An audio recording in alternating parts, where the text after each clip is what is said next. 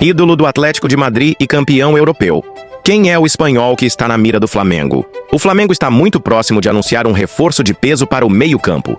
Trata-se do experiente Saúl Ñíguez, volante do Atlético de Madrid.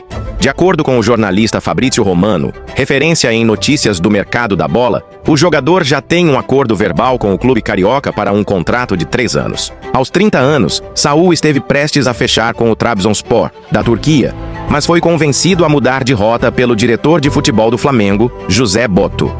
A boa relação com Filipe Luís, ex-companheiro de Atlético de Madrid, também teria influenciado na decisão.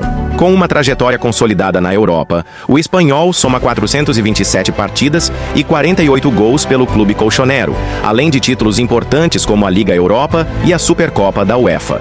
Na última temporada, estava emprestado ao Sevilha, mas deve agora iniciar um novo capítulo da carreira no futebol brasileiro.